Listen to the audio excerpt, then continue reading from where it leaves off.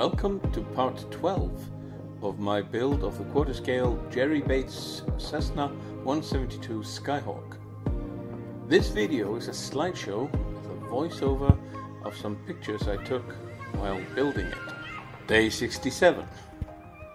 Both wings now have a solid glass fiber shell on both surfaces. The next step is to spray them with primer and sand, etc. Unfortunately, I only have about a quarter rattle can of the shade I like, and the local hardware shop does not stock it. So I must go to Akureyri, about half an hour drive either way, after the weekend. Meanwhile, I wondered what the plane looks like with both wings on. This was a lot of work, but in the end I managed it. The Cessna is really big, standing on the bench like that. Now, I just have to find a way to make the struts long enough to give me about 30 millimeters under each tape rib. I could measure from the floor, but I don't think it's level. Day 68. The wings have been lightly sanded with coarse sandpaper. I cannot sand too much, however, as you cannot really see the surface before priming, and there is the chance you go through the glass fiber into the wood. The red filler or putty from 3M is also used to fill in the most obvious dings.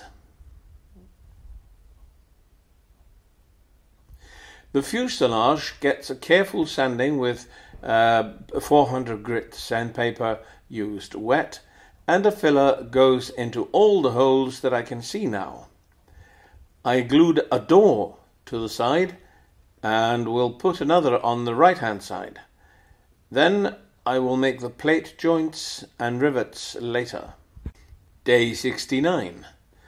I am busy sanding down the fuselage with 400 grit sandpaper.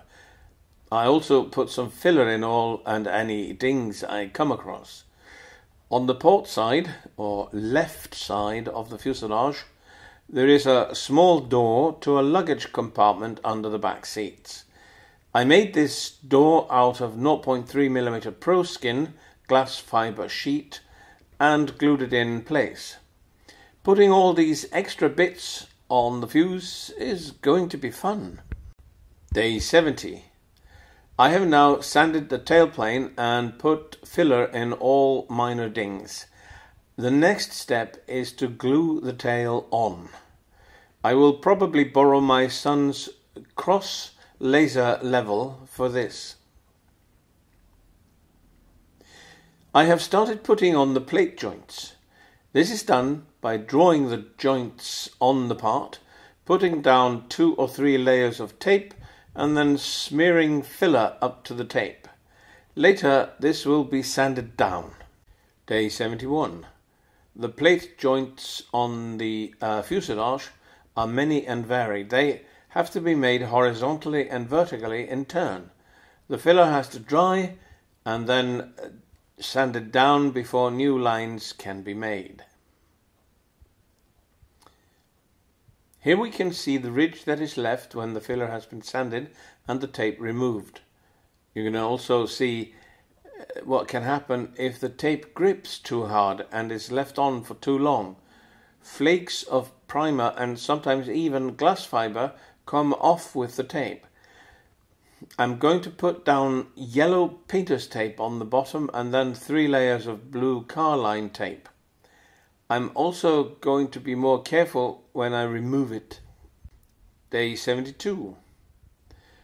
All the overlapping plate joints have been added to the fuselage. Here is the starboard side.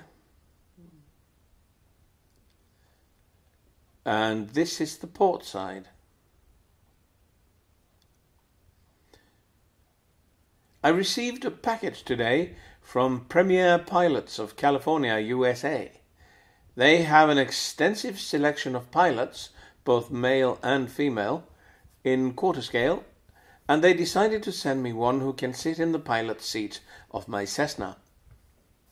Unfortunately, he doesn't look at all like Omar Ragnarsson, who is red-headed and bald, but he is well made in a very nice outfit. Extremely light. Along with him, I got a white cap, a pair of sunglasses, a headset, a 4-point harness, and some seat belts. He will be observing and overlooking the build of the Cessna from now on.